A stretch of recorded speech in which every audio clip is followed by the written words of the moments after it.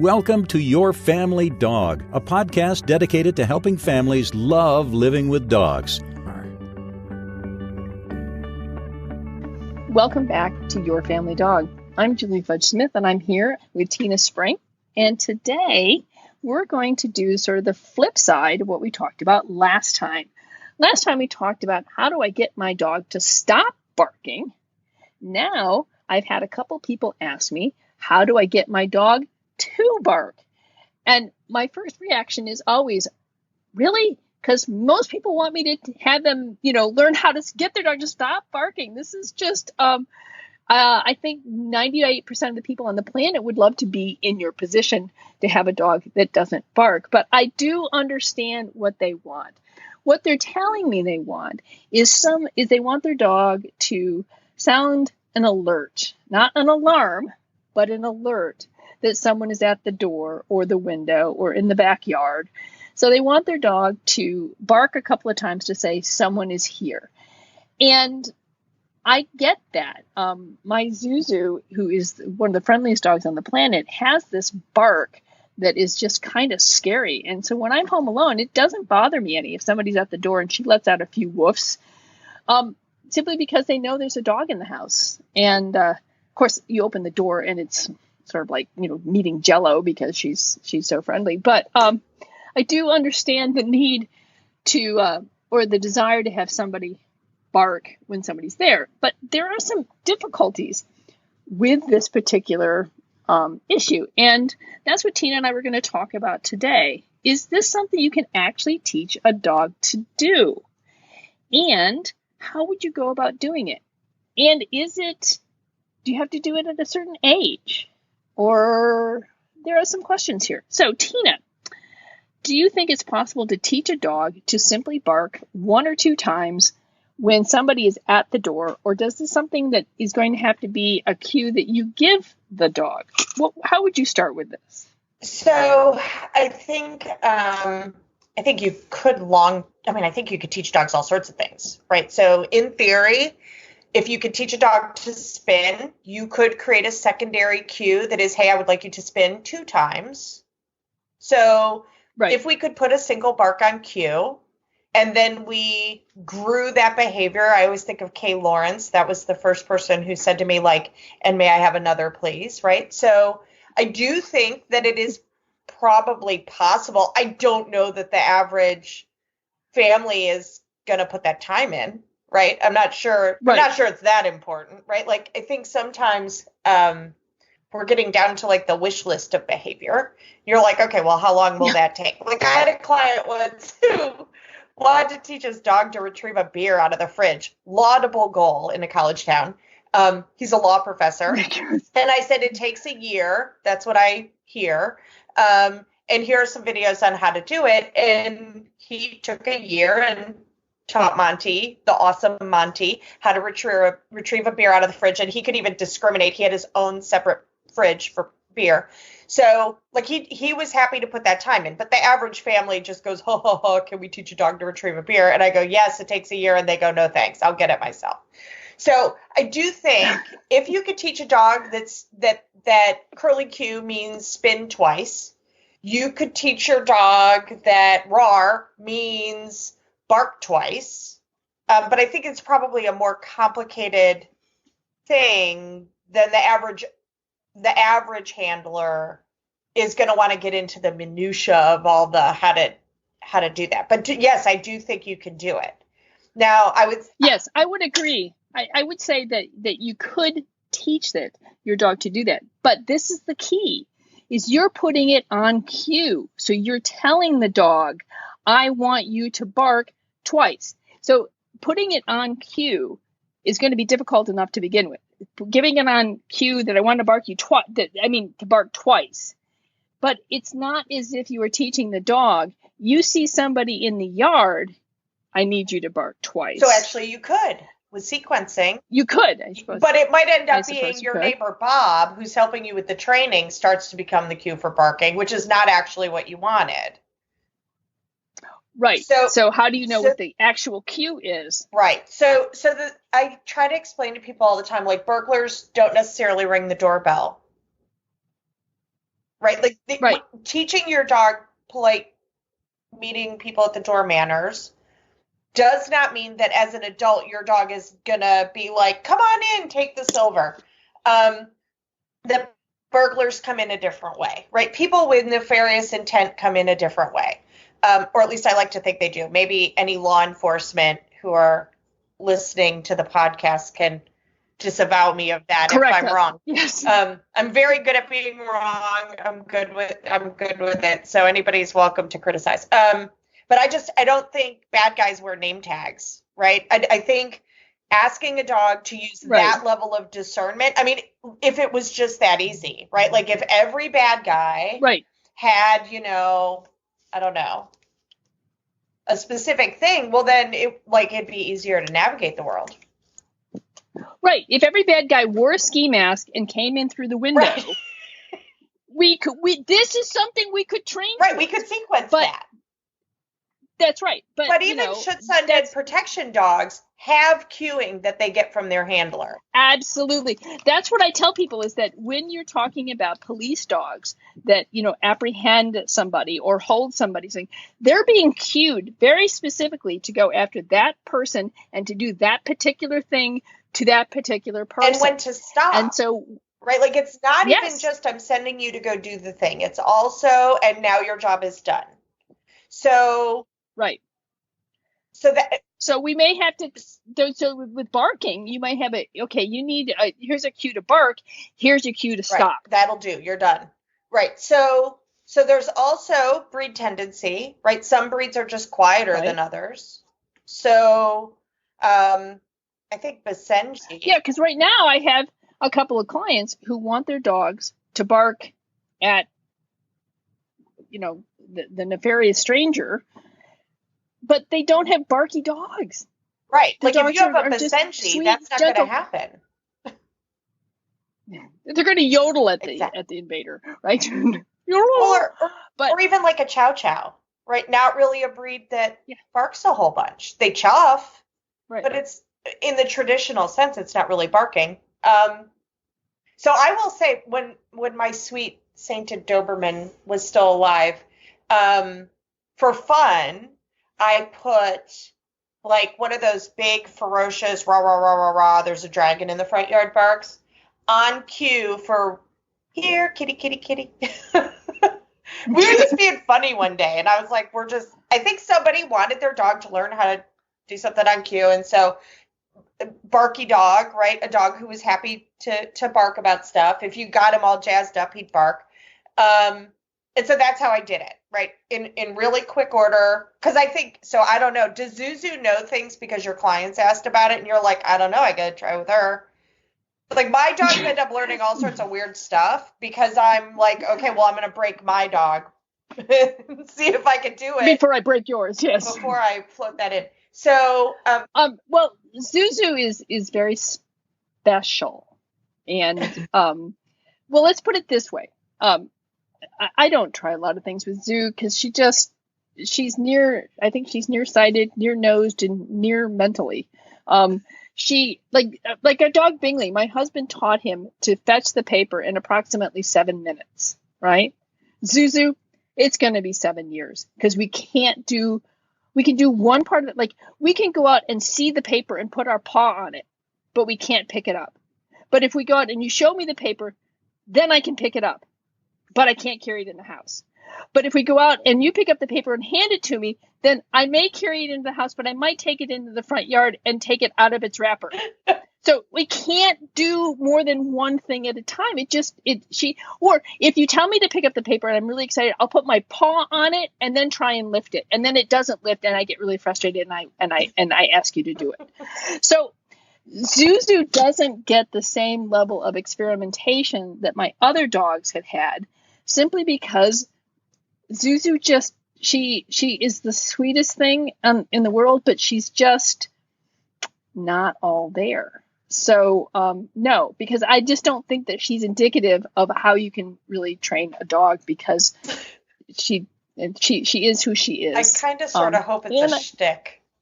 Like, I love those dogs. I worked with one this week who totally has her owners completely convinced that she's dumb as a bag of hammers. and she's smart as a whip. She just thinks it's funny to bust their chops. So she does all that clowning. And you're like, okay, goofball, right? Like, yeah, fun dogs. I kind of always like those ones that are a little bit special. All right, so Yeah. So what I would say is some dogs just don't bark. Right. Other breeds bark more, right?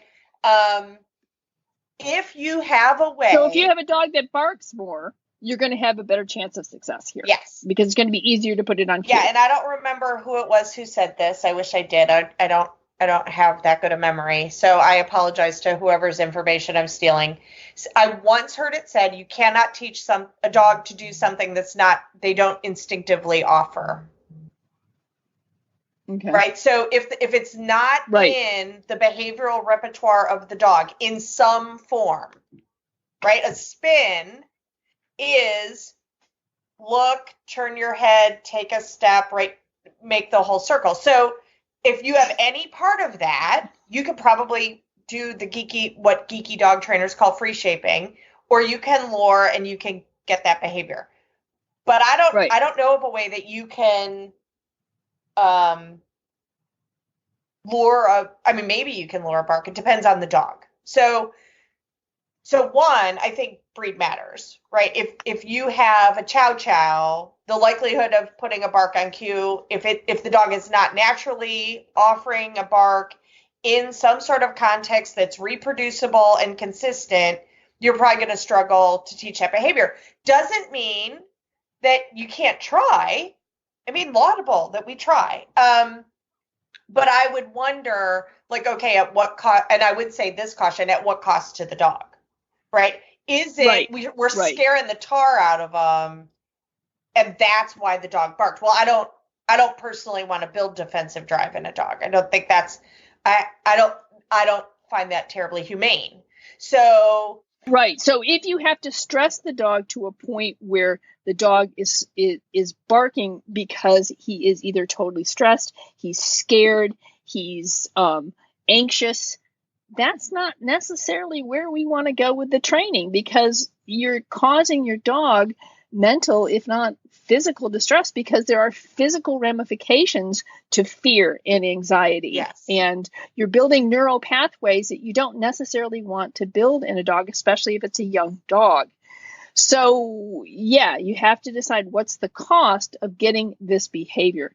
The other thing I wanted to mention that you had talked about, we were discussing this before we started podcasting, was the idea of when is it developmentally appropriate to ask something like that of a dog. And I think that's something that people don't think about. I mean, people call me all the time and say, my dog is 10 weeks old. Is it too early to train? And I'm like, nope, never too early to train your dog. Really never too late. But what I'm talking about is basic things like sit, down, come, all basic obedience and manners. You can start very early. I start the day my dogs come home with me with, a clicker and teaching them these kinds of things. But that doesn't mean that more complicated things like trying to teach a non-barking dog to bark is appropriate for an 8-week-old or a 4-month-old puppy. So I wanted you to talk a little bit, because you explained it so beautifully. I was just so impressed about why this is not appropriate for a younger dog. So if we think in terms of human development, and not to anthropomorphize too much, but I do think anthropomorphizing does have its place, right? It gives us a frame of context. So I'm not equating dogs to people. I'm going to give you a human example to then present a dog example. So when I was a little girl, if I was 6 or 7 years old and somebody was sassing my mother, I surely didn't like it, right? But I wasn't developmentally big enough to really be of any assistance in that situation, right? Like I'm not empowered as a 6 or 7-year-old to be able to say, hey, that's not okay with me, and intervene on someone's behalf. Even if the average 6 or 7-year-old today might think that they are imbued with those powers. So that being said, at 49, if someone were to be inappropriate with my mother, I am big enough to rise to the occasion and to have a say in how that interaction goes down, right? And I think it has nothing to do with how tall the person is or how much they weigh, right? It has to do with developmentally, where are they on the continuum? And the same is true for our dogs.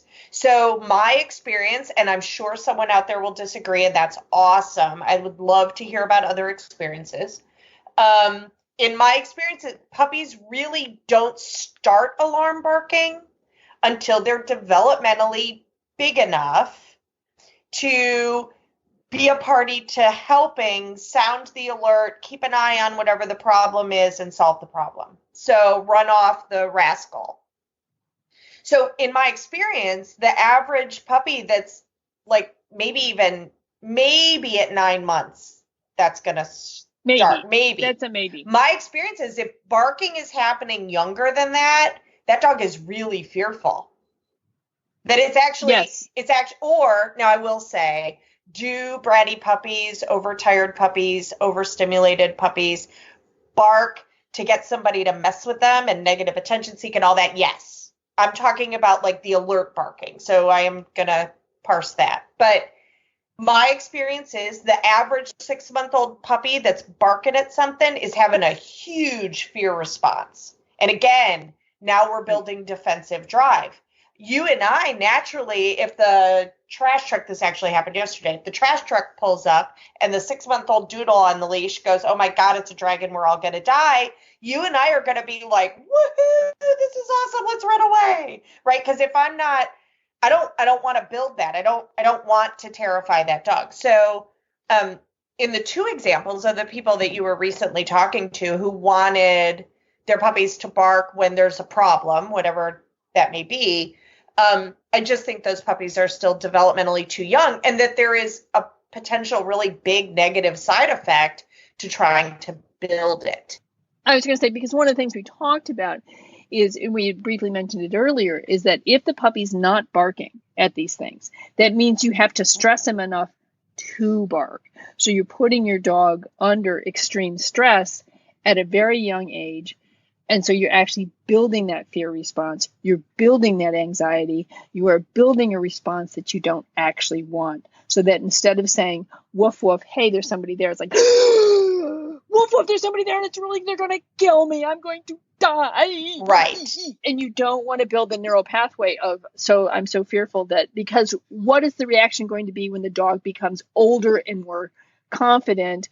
Now I'm terrified, but now I'm bigger. So I don't have to just bark. I can actually snap, or I can growl, or I can lunge at that dragon. So you might be setting your dog up for a more extreme response as they get older and more confident in who they are. But the problem is if you would traumatize your dog, and we had a great episode with Patricia McConnell on trauma. If you traumatize your dog in order to teach him this behavior, trauma doesn't remain isolated to that particular thing.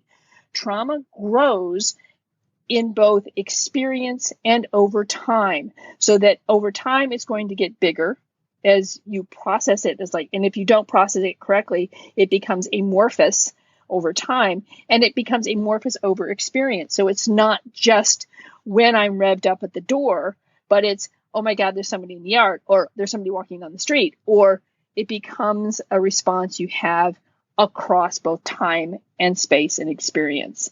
So you got to be really careful. We talk about with our puppies how much we want to positively socialize them. What we don't want to do is traumatize them, which is what the result might be if you have to drive them to that point of barking.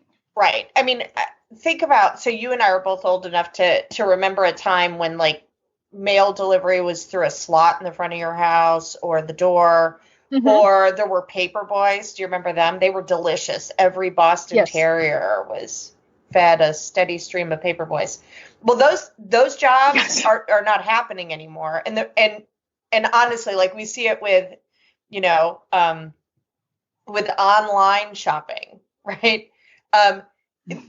Dogs learn through repetition, just like people. So if every time the guy in the brown truck approaches the house and I bark and he runs away, I will start to have a false understanding that my barking makes the guy in brown run away. I don't have, as a dog, the ability to go, oh, well, he left the new tennis shoes. That was his job. That's why he's walking away, right? And so then, God forbid, that poor guy needs us to sign off on something, right? Suddenly, this dog who has learned through repetition, barking gets the scary thing to move away, goes, how dare you?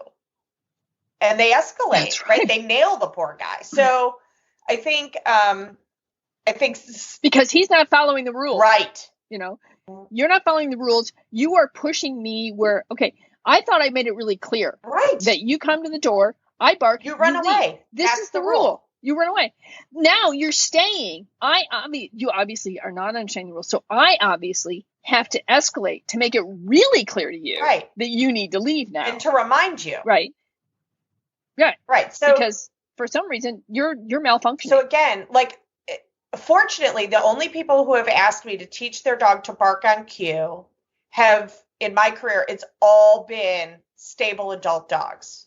It's never been those, because I wouldn't do it. Honestly, like, I would be like, I love you enough to come back in 5 years. Like, it's not an appropriate time to do it with a young puppy. It's always been adult dogs. And in my situation, it was the 2 times I think I've been asked to do it. It was widows, actually. Their husbands passed away. Mm-hmm. The dog, they always felt more secure in their environment while their husband was there. Their dog was super friendly and stable and an adult dog. And they wanted a way to get the dog to do that big ferocious bark if she asked the dog to do it. And so I built it with my Doberman first and said, okay, I know how to get that. And then we talked about what gets your dog to bark naturally. And then we put that on a cue and built big ferocious bark, which is awesome. It's part of why we have dogs. But I want to be really careful. Because if that was the other thing is adult fearful dog, you're right, you're going to build aggression, which is not what you wanted. No, not at all. What you just want is you want the sound. Right.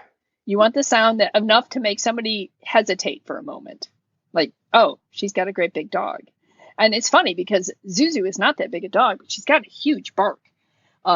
But the other thing is I tell people, if you want to do that, do not put the cue on something like bark. You want it to be on something like you said, like, here, kitty, kitty, kitty, or, something that you say that doesn't sound like a cue to bark, right? You don't want to say, okay, I need you to bark and stop bark. It needs to be something, I don't know. I'd love to hear kitty, kitty. But, something else like, would you like a popsicle, or something? So my parents have been breeding and showing dogs since 1979, right? So my mom, I got to teach lots of conformation handling classes, and lots of people, if their dog is supposed to have a high tail set, let's talk about like a Doberman, right? They're supposed to hold their tail up when they're in the show ring. Well, lots of people are going to tickle that tail and get it to come up and say tail. And my mother was always like, for goodness sakes, don't name it that. Like, you're telling the judge you have a problem. He's not deaf, right? So, it might have been peanut butter and the dog brings their tail up, because you don't want the cue to necessarily point out something where you're having to have your dog adjust from normal, because part of the goal of conformation is that you are an honest presentation of that specimen to compare to the breed standard. So if you're having to cue your dog to stretch their rear, you probably don't have as great structure naturally as maybe is ideal. So So the same thing, if the dog holds their ears back and they're supposed to hold their ears up, don't make the cue ears. Right. And in Gus's case, we never called the cats. So here, kitty, kitty, kitty was not going to be something that was randomly, like, we weren't doing it to torture the dog. We were not doing it to torture the cats. I do sometimes see kind of that twisted human sense of humor. It really was a cue we never used, right? If we wanted the cats, we shook the little canister and the cats came running. So it wasn't a cue that was going to kind of even accidentally fall out of somebody's mouth and torture the dog. I a lot of times put it on, so utilizing sequencing, again, I'll go back to Kay Lawrence, where it was either using an environmental cue or I actually prefer a body signal. So a shift in weight or rubbing your nose, pulling on your earlobe, some sort of cue that you are not likely to use accidentally, right? That somebody's not going to trip over. Right. It's part of the reason that, Mondo and Schutzhund use the cueing that they use, because the goal is not to have, somebody else be able to use that cue with your dog. And I will say that my Doberman in particular, I don't know why, maybe because he was a big boy, people just wanted to boss him around. And so I had the rule that if they don't know your name, they're not allowed to tell you what to do. So if you said, Gus, sit, if you were the neighbor, Gus would sit. But if you were just some random person who walked up and went, sit, he would just go, yeah, you're not the boss of me. I want for that. Right. I wanted keys to the lock set, right? Like I didn't just want him because he was a gentleman. If you imagine Cary Grant, he was the Cary Grant of Doberman Pinschers, like a really, really great guy.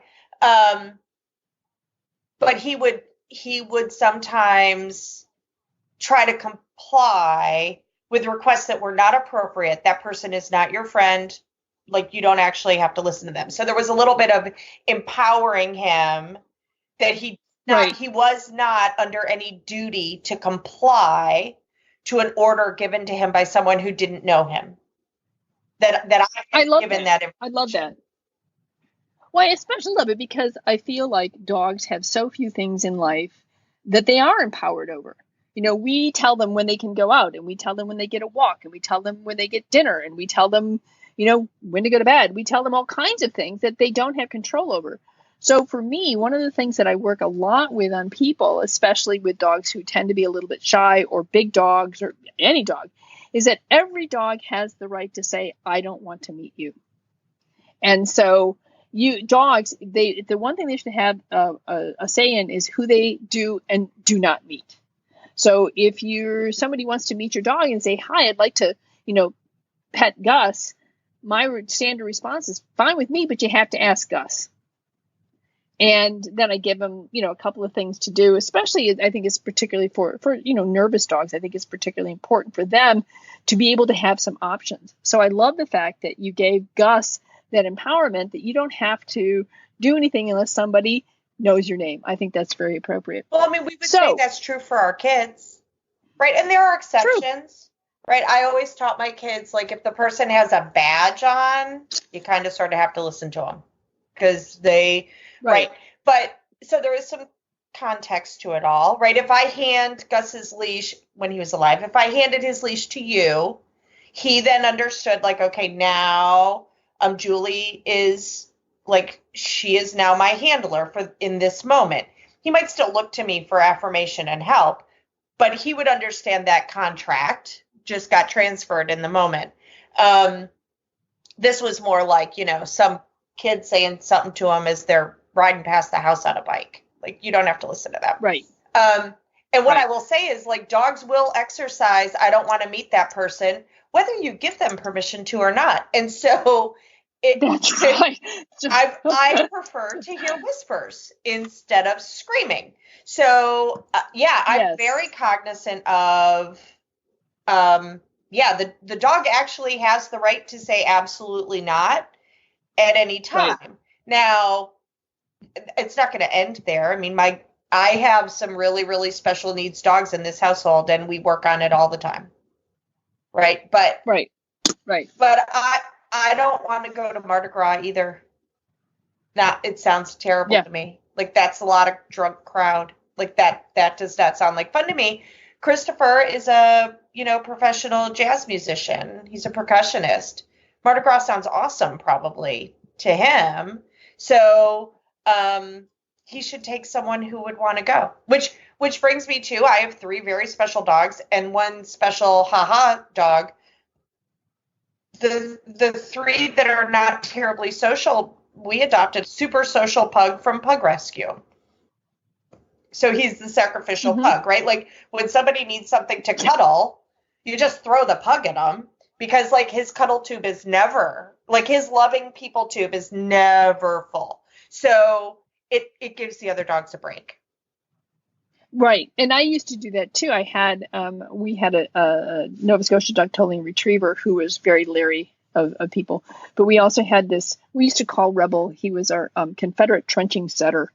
Because we found him in a Confederate trench on Chancellorsville Battlefield, and we didn't know what he was, so we just said he was a Confederate trenching setter who loved people. So that was one of the few times where I would use a bit of an extendo leash, because I'd let Rebel go ahead and greet people so that Molly could watch what was going on and make a decision whether she wanted to move forward or not. So it was one of the only times I would ever use an extendo leash, was because it allowed us to give Molly a buffer zone that she really needed. And Rebel really wanted to go meet people. So it was, it worked out nicely. But once again, it was all in context. It was all, when it wasn't like I was giving him 20 feet, I was giving him a little extra feet. Right. This was all with it, to give her a bit of a buffer. And so it's, you're right. It's all in a matter of context.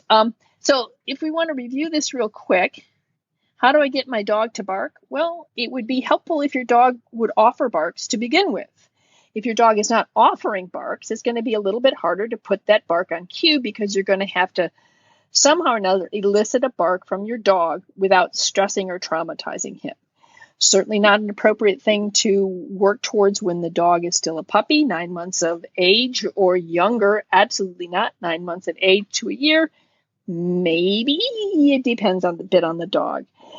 So what you want to do is wait until the dog is maybe offering a few barks, and then perhaps putting it on cue and giving it a cue that is a physical cue that you do, or a phrase that you don't often use, so that people don't get the drift that you are actually telling your dog to bark. And monitoring emotional state, right? Like the natural, my experience, again, it's just a study of one, but my experience is that first real barking in puppies is coming from a place of genuine anxiety and fear. So not the bark, I want to build, right? So monitoring, is it just alarm barking? A limb fell in the backyard. A can fell out of the recycling bin and is rolling down the driveway. The dog's not terrified. They're just alerting. If you're getting that kind of like Joe Schmo bark, like bark, bark, bark, something's wrong, and something is actually wrong, but not anxiety producing necessarily, just, hey, that's different. I guess that's what I would call that bark. Right. Hey, there's something different bark. Then that would be the one that I would consider going, okay, now this dog is a good candidate for having that put on cue. But honestly, the dogs do that by themselves. So I'm not sure that we would always have somebody ask us to do that, right?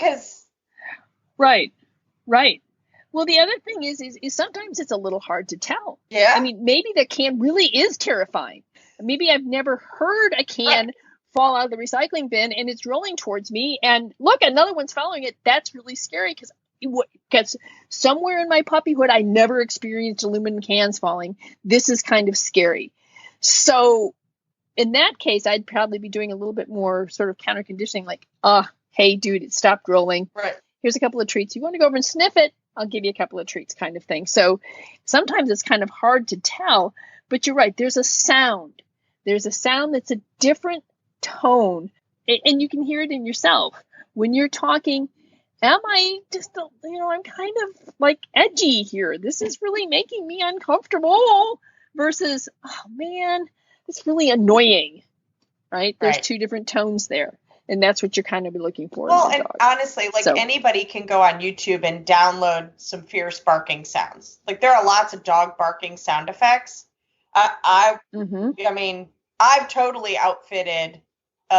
So years and years and years ago, I had this sweet old elderly woman contacted me. She lived like out in the woods by herself, and She called me because she wanted a guard dog, but she was seriously like 87 years old and super frail.